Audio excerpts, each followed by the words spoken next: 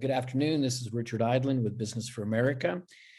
And we're very happy today to be hosting this meeting, an announcement of Dr. Perryman's forthcoming report on the impact of restrictive voting practices in Texas and the adverse and negative impact that those actions will have on the state's economy.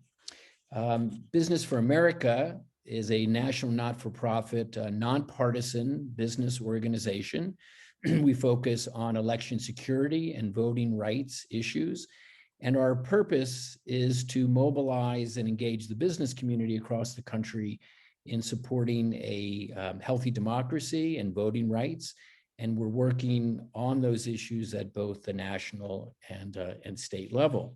So today we're really enthusiastic to host Dr. Perryman, in large part because our organization has been working in other states across the country and finding, as Dr. Perryman's report concludes, that restrictive voting practices are likely to have an adverse impact on those states' economic activities as well.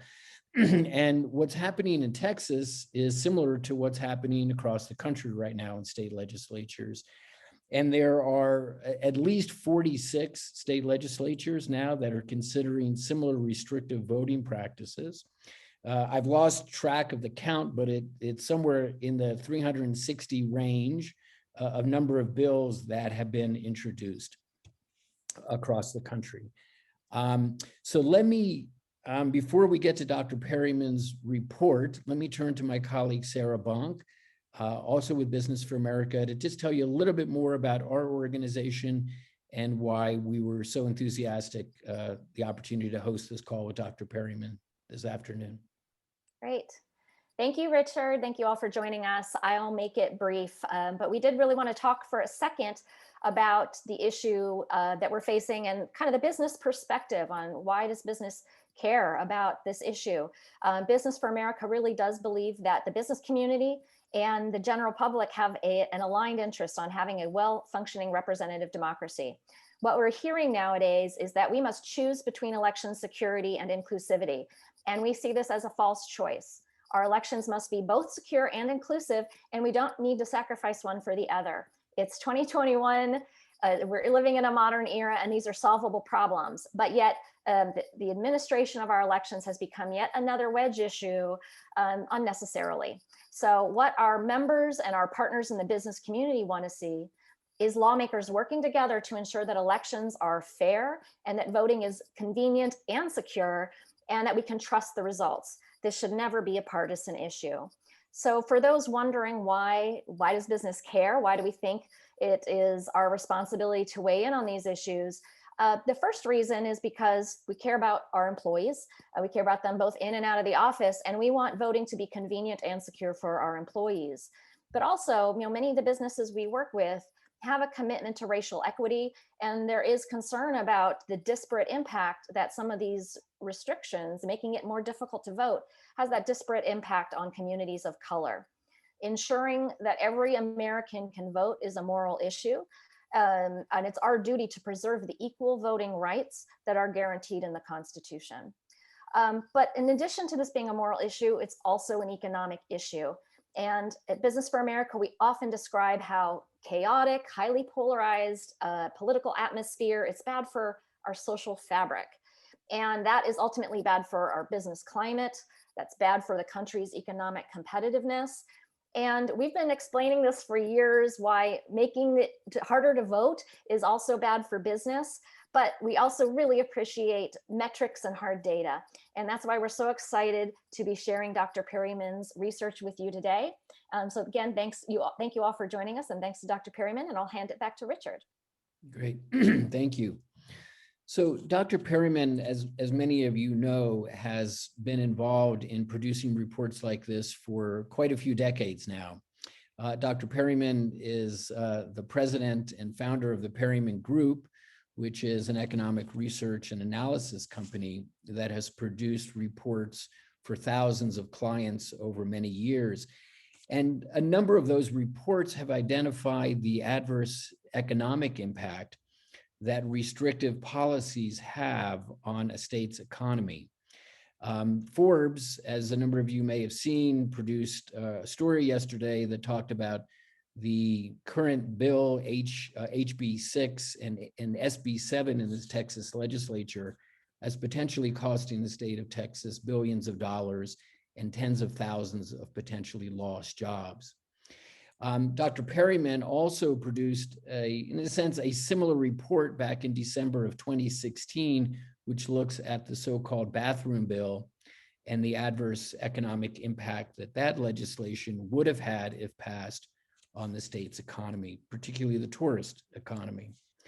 So we're really happy to have Dr. Perryman with us today. And before I turn the mic over to him to tell us about the report, just want to encourage any of you who have questions, you can write that in the chat or just raise your hand below and I'll call on you, or you can just unmute yourself and ask the question. So Dr. Perryman, I'll turn it over to you, sir. Thank you. Thank you, Richard and Sarah, and thanks to Business of America for hosting this, and thank all of you for spending a little time with us on a Friday afternoon. I see a lot of names here that are very familiar to me, and some I've talked to as recently as yesterday. So I will, I'll just jump right in here. The report, as you will see, as it becomes available, I think it's going to be available on several websites this afternoon. As you'll see, it's very dense in terms of it has a lot of numbers in it. I'm going to try to pull back from that a little bit today. I only use a few numbers, but try to tell you what we did. And there's a very detailed appendix there with all the academic citations and everything else from what was a fairly rigorous research process. But I'm going to try to just explain it to you briefly and then go into some numbers without getting too technical. If you want to get more technical, as you ask me questions, I'm more than happy to do that. But basically, as has been indicated, there's a lot of political, moral, social activity around this issue of access to the ballot, voter suppression, and it gets very politically charged at times and can generate quite a bit of heat. Hopefully what I can do is bring a little light to it, because what we did was move away from all of that. You say, okay, what happens in an economy when you have restricted voting access? And there's basically two big buckets I can put this in. For lack of a better name, I'll call them internal and external. I'll explain that in just a second. Start with internal. By that, I mean things that will happen in the labor market in the state of Texas as a result of doing this. This is just the economy doing what the economy does. We have a long history of very good scholarship that shows us that restricting voter access for certain groups has an adverse impact on earnings. That people earn less when they have less voter access. They earn more when they have more voter access. There's a very recent paper that goes into great detail on this, done by some folks at Berkeley and at Indiana University. But there's decades of research on this going back to the Voting Rights Act, actually. And so we were able to take that research and say, okay, what if that happens in Texas, localizing it to Texas, localizing it to our economic structure, our demographic structure, our history in this manner, the current bill that's before the legislature, and getting it down to what we're talking about here. What impact would that have on earnings? And then and just, you know, then we maintain, as I think a lot of you know, some very, very large systems that I started developing back in the 70s and have never been able to pull myself away from them. And so we're able to simulate what the market would look like with this. And basically, you know, I sometimes do, what if your forecast for a few years from now is off by a certain amount? And, you know, sometimes they are, obviously. We're not perfect. But the bottom line is we're looking at with and without. So if we're wrong, if we're a little higher or a little low in the economy, we're going to be a little higher or a little low in both scenarios. And we're looking at the difference. So it really doesn't matter how accurate the forecast is, although we certainly hope and try to make it as accurate as possible. But in any case, the labor market, you know, as you have reduced earnings, you also have a little bit of an impact on employment, in that when people are earning less, they have less of an incentive to be in the workforce. And so there's some spillover there. And those two things are kind of the earnings components you see in the report, and earnings and employment components. Then there's one other piece that goes along with that, and that is, obviously, if earnings are less, then household purchasing power is less. And that starts off a whole supply chain through all the things that we spend our consumer dollars on. And that's one piece of it. we have estimated that, and the report has numbers every 5 years through 2045 and cumulatively by industry. As I say, it's a very dense report in that sense. But just to focus on a couple of numbers here, as of 2025, just to kind of, as this bill like this would come into effect and be in effect for about 5 years, we found that the Texas would lose about $14.7 billion in GDP and roughly around 73,000 jobs. To give you a little bit of perspective on that, that's roughly about 1/10 of the growth we're likely to experience in the next 5 years. But we'll be giving up a substantial portion of the new growth that Texas would receive if you had to take both this piece and the other piece I'm about to talk about. Okay, that's the internal. That's what happens in the labor market in Texas. Now I'm going to leave Texas for a moment and see what happens outside of Texas. And this gets to the thing Richard was talking about that we've examined with respect to comprehensive non-discrimination bills and the so-called bathroom bill and a number of other things over the years. But as we've recently seen, I guess the biggest example we've seen recently is the Major League Baseball All-Star game moving out of Atlanta. But when you have laws that are perceived to be discriminatory against certain groups, it can impact tourism and it can impact economic development. And I want to break those two pieces down for just a moment here. With tourism, we have, because it's been a controversial issue for a number of years in a number of different contexts, we have a lot of survey information that tells us, how many people, how many convention planners, businesses, that sort of thing, will avoid travel to states that have this type of situation in place. And so we have some pretty good information on that. Now, of course, obviously it's based on surveys. Surveys are not exact, but the good thing about surveys is they give you confidence intervals. Much like when you see a political survey, it says plus or minus 3% or whatever. What that means is there's a 95% chance the numbers between this number and that number is basically what it means. So we could take sort of the 95% confidence interval. In other words, we can go up there and make sure we're 95% sure the actual number will be bigger than the number we use here. Then we took one more step this time, because since this is voter access as opposed to some of the more direct things, you might have some people who don't think as much about it. Obviously, the current situation in America would not suggest that, but just to be conservative, we then went in and looked at, okay, how many people are socially conscious travelers with regard to a broad range of issues, socially conscious consumers. That's a phrase that's been used a lot the last few years. There's some very good sociology research making use of some techniques called factor analysis, something I started working on in the 70s. Again, goes back a long way. That gives us those numbers. So we take that and we basically bring it down to just those socially conscious travelers who have said this would impact them. So we have that's our universe. The other piece of it is economic development. To what extent is it going to cause us not to grow as much as we would grow otherwise? And again, that's an issue we've looked at before, and some very good scholarship tells us that there's a very good, strong, statistically significant correlation between the ability to attract knowledge workers and these types of measures. And so we took that research again, brought it to Texas, integrated in with Texas, our growth patterns, our successes and failures over the years and that sort of thing, localized it to Texas, and then made one more cut on it again, because there's surveys that show us how many people that are these knowledge workers really feel this way about it, really want their employers to engage in socially conscious behavior across the board. And so we had that number. We basically ratchet the numbers down by that. So again, being as conservative as we could with these numbers, and looked at these two pieces that are kind of happen outside of Texas. And this is, the sort of real world illustration you see of this right now is a lot of the major companies who have a tech component, who employ tech workers, are now talking about their reaction to this, and it's a very negative reaction in various states where things are happening. And so we took a look at that, again, put all that through our systems and models appropriately. And the numbers for that for the first 5 years were about $16.7 billion in gross product and about 150,000 jobs almost. Now, you probably would not add those two numbers together directly because they're a little bit different. One of them is inside Texas, inside the labor market. The other one's outside of Texas as people react to this. So both things are very real and happen, but they happen from different set of stimuli. So anyway, those are kind of the headline numbers. Obviously, that also translates into some fiscal losses. When you have less household spending, you're going to have less sales tax revenue. When you have less tourism, you're going to have less occupancy tax revenue.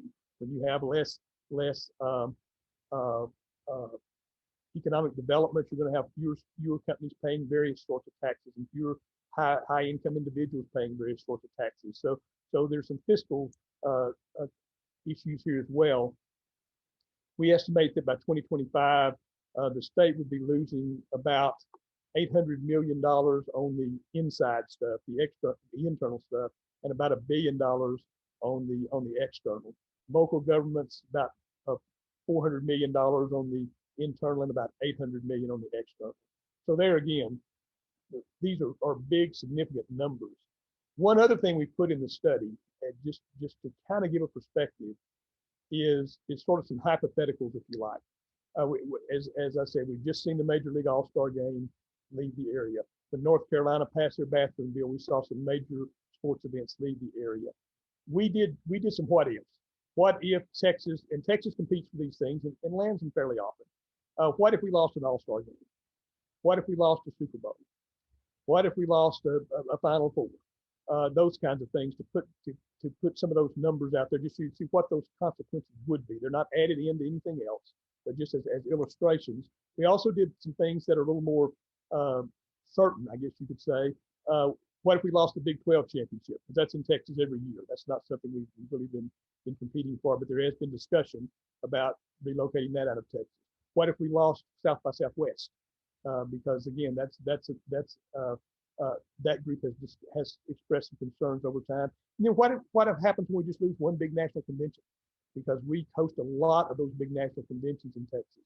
And again, I don't want to run through all those numbers with you, but headline numbers in terms of gross product, even a single large convention costs Texas about $54 million. The Super Bowl is the big kahuna. It costs Texas about $1.75 billion in gross product if you lose the Super Bowl. South by Southwest would be about $430 million. The All-Star Games about $130 million. I mean, these are significant numbers, particularly for the tourism sector, which obviously has taken on the chin in the last year or so. And so we put some of those in just to show what some of those potential consequences are over and above these sort of direct things we've measured. And again, this is just based on market reactions, things we know about how people respond, and then just what labor markets do. That's the study in a nutshell. There's 75 very dense pages that will be available to you very shortly, and I'll be more than happy to respond to any questions. Thank you. Great. Thank you, Dr. Perryman. Does anyone have a question they'd like to pose?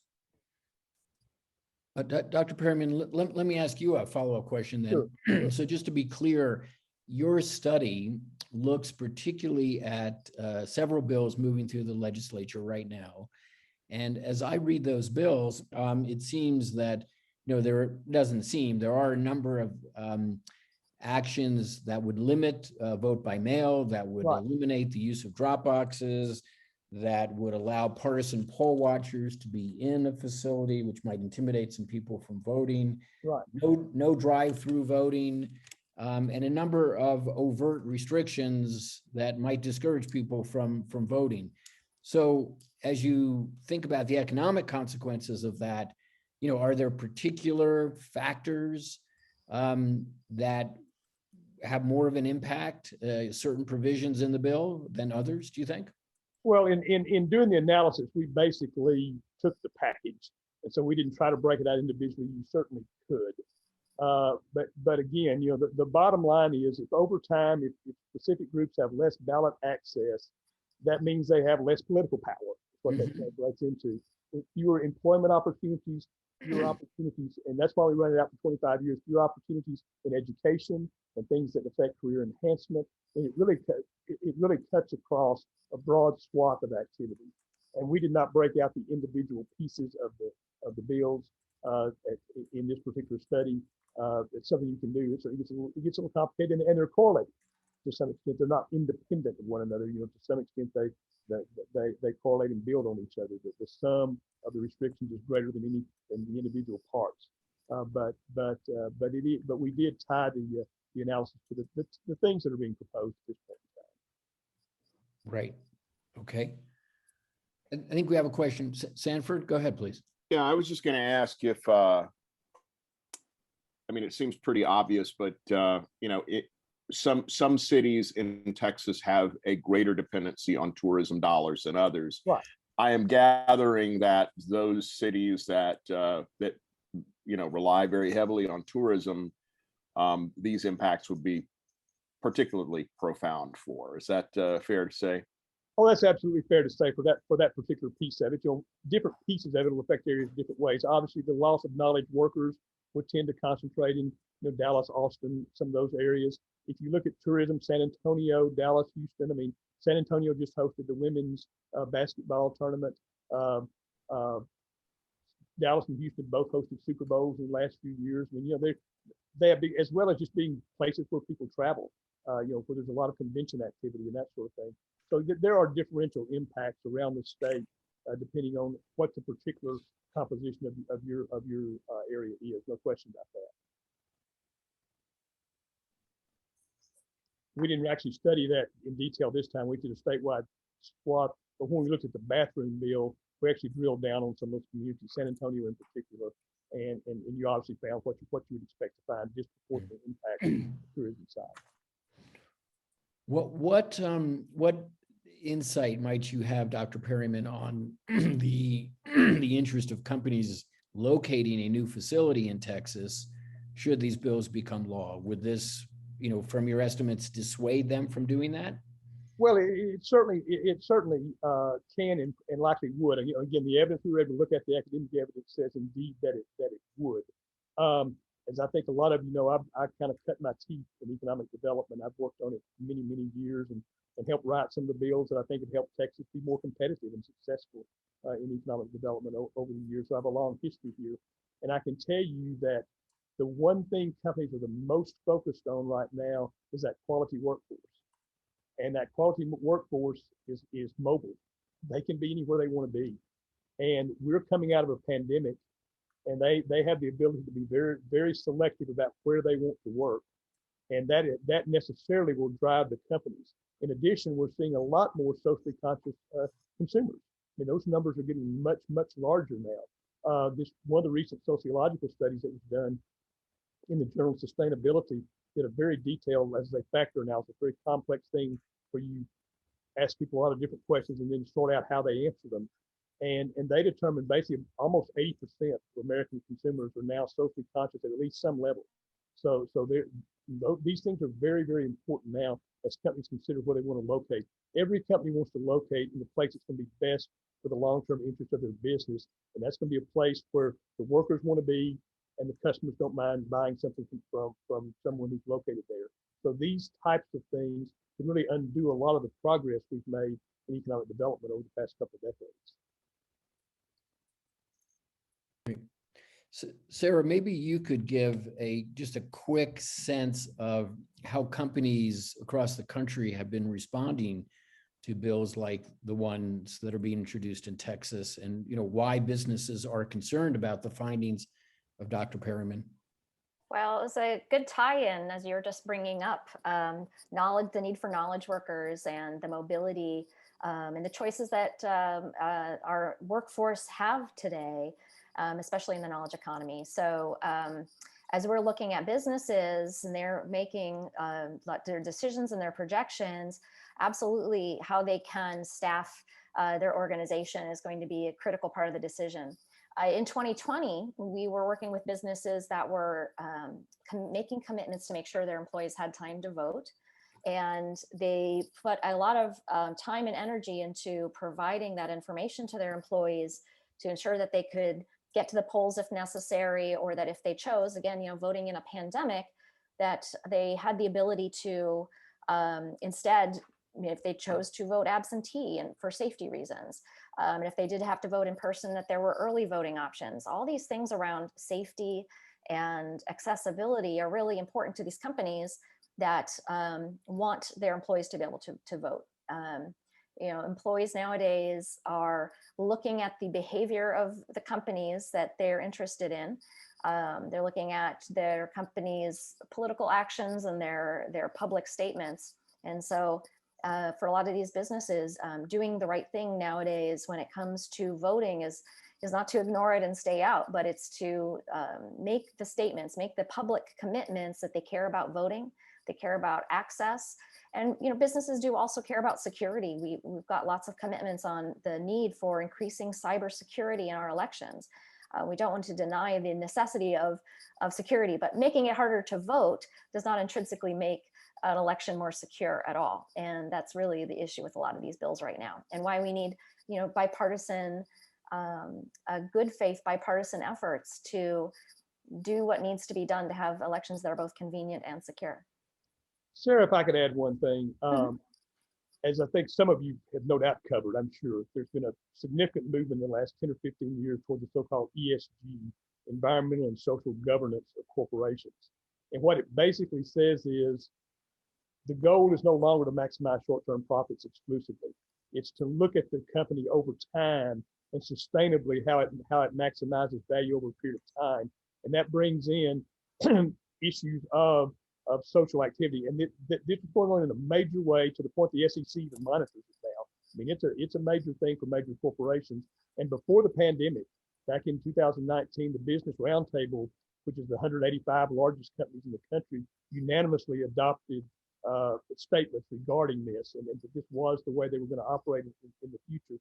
I think the pandemic put some of that on steroids, because all of a sudden things like the quality of your communities and the amenities and the ability of your people to have the types of things that they want to have become even more important than they ever were before. And so this is a very real part of the future, and every community in the country is going to have to cope with this in terms of economic development. And obviously the knowledge workers, I mentioned there was a percentage of them that expect their communities their companies to behave in this manner. The last survey I saw on this, that percentage was 86. I mean, it's a very, very high percentage of these workers expect that, and the companies recognize that in order to be sustainable and be attractive to investors over the long period of time and that sort of thing, they have to do these things for economic reasons, in addition to the other reasons that are out there as well, as I say, that are very real. But again, I try to, as I always do on these things, and I get in trouble on some issues with Republicans and on some issues with Democrats, and that's been my life for 40 years. But I try to drill down on just the economics, and that's what it shows. Right. Dr. Perryman, I wonder, could you prognosticate on whether the sponsors of the legislation are considering the economic impacts of these bills, or is that not something they're thinking about? Well, yeah, what I hope is happening right now, and obviously I don't know. I do talk to these folks on occasion, but I haven't discussed this issue with any of them. What I hope will happen is that now that we have some numbers out here, that this will become part of the discussion and part of the debate in the legislative process, is to take account of this, because again, we're not 100% sure how the tourists will react, but we're pretty much 100% sure how the labor market's going to react. And I mean, if you do this, these things happen. I mean, we have mountains of evidence about that. And so I'm hoping that by putting these numbers out there and putting out all the detail of how we derive them, and with the experience that we've had in working with the legislature over the last 40 years, literally, that these numbers can hopefully bring that into the debate and focus it more in that direction, and provide a perspective for legislators to consider, in addition to, as I said, at the beginning, the political, the social, and other aspects of this. I hope the economic aspect of it can now become a significant part of the discussion. Very good, very good. And I think it's interesting to note that a number of large companies that are based in Texas or have extensive operations there have already expressed their concerns about these bills. American Airlines, Dell, I believe Microsoft, and a number of other companies are echoing the concerns you're noting. Okay, well, Dr. Perryman, we will give you the last word. If you were to summarize the key findings again in your report, which everyone should note in the chat, there's a web address. You can get that report today, right now. But Dr. Perryman, anything you'd like to conclude with? Sure. And I'm not looking at the chat right now, but within the next 15 or 20 minutes, it should be up on our website as well as many others. Ours is perrymangroup.com. It's not hard to find. Yeah, I would sort of sum up in some ways the same way I started. There are many elements to this debate, and there are many aspects of it. As I say, it's generated a whole lot of heat. The discussion's been very heated, and a lot of name calling and unfortunate things going back and forth. But the bottom line is, if you take away all of that, you just focus on the economics, which I've done here, there are compelling reasons to look at this bill and say, this is not good for the future of the state of Texas. It's not good for our workforce. It's not good for our employers. It's not good for our tax base. It's not good for the future of our future generations of our children. I mean, the numbers are very, very significant numbers here. And they suggest to us that there is a very strong economic component to this. And so I would just sum up by saying, I hope as you pour through the study, and if you have any questions, just drop me an email. I'm ray@perrymangroup.com. If you want to drop me an email, I'll be happy to respond to them. But as you look at this and cover this, I hope you will realize the need for this to be part of the discussion. It certainly won't be all of the discussion. We're not going to get politics out of this, but hopefully we can put economics into it, and hopefully that can help frame the discussion in a more positive way. Great, good. And folks, I will put our web address in here as well into the chat. If you have questions about business engagement in the Texas legislative debate right now, or in other states in the country, we'd be happy to talk to you as well. Thank you all for your time this afternoon. Dr. Perryman, thank you so much for being with us. And we hope the report gets wide readership and is reported on. And thank all of you again for spending part of your Friday afternoon with us. Good. Thank you. Have a great weekend, everyone.